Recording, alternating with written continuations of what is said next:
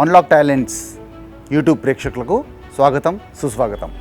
నేను ఈశ్వర ప్రగడ హరిబాబు, హైదరాబాద్లో తెలంగాణ హైకోర్టులో అడ్వకేట్గా ప్రాక్టీస్ చేస్తున్నాను. 2020 సంవత్సరంలో కోవిడ్ సమయంలో నాకు ఒక ఆలోచన వచ్చింది కదా అంటే, భారతదేశంలో కావలసినంత రాజకీయ అస్థిరత ఉన్నది, రాజకీయ అనిశ్చితి ఉన్నది, రాజకీయ అవినీతి జరుగుతున్నది. ఎమ్మెల్యేలు, ఎంపీలు అమ్ముకోవటం, కొనుక్కోవటం జరుగుతున్నది. ఓటుకు నోటు అనే విధానం జరుగుతున్నది.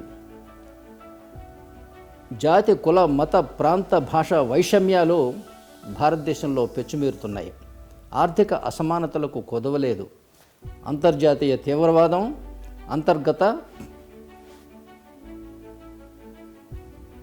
టెర్రరిజం, ఎక్స్ట్రీమిజం భారతదేశంలో ఇలా జరుగుతుంటే నాకు ఒక అనుమానం వచ్చింది. భారత రాజ్యాంగం ప్రపంచంలోనే అత్యంత పెద్ద లిఖిత రాజ్యాంగం అంటారు. రాసినవాడు అంబేద్కర్ మహానుభావుడు అంటారు.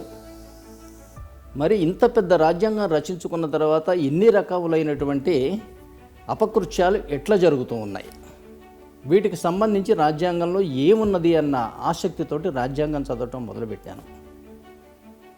సుమారుగా 3 సంవత్సరాల పాటు రాజ్యాంగాన్ని అనేకసార్లు చదివి తెలుసుకున్న విషయాలు 2 పుస్తకాలు రాశాను. ఒకటి తెలుగులో భారత ప్రజల మగు మేము, రెండవది ఇంగ్లీష్లో we the people of India. తద్వారా నేను కనుక్కున్నది ఏంటంటే, భారత రాజ్యాంగం అనేది ప్రపంచంలో అత్యంత పెద్ద లిఖిత రాజ్యాంగం మాత్రమే కాదు, ప్రపంచంలో అత్యుత్తమమైన రాజ్యాంగములలో ఒకటి అని అర్థం చేసుకున్నాను.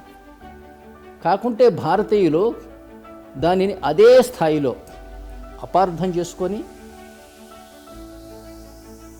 మిస్ఇంటర్ప్రిటేషన్, మిస్అప్లికేషన్ అండ్ మిస్యూస్ ద్వారా అద్భుతమైనటువంటి రాజ్యాంగాన్ని మనకు ఉపయోగపడకుండా ఇవాళ దేశాన్ని భ్రష్టు పట్టించడం జరిగిందనేది ఒక నిశ్చయమైన అభిప్రాయానికి వచ్చి ఈ ప్రజల ముందుకు రావాలని నిశ్చయించుకొని ఆ పుస్తకాలు రాయటం కానీ, ఈ ఇంటర్వ్యూలు ఇవ్వటం కానీ జరుగుతున్నది.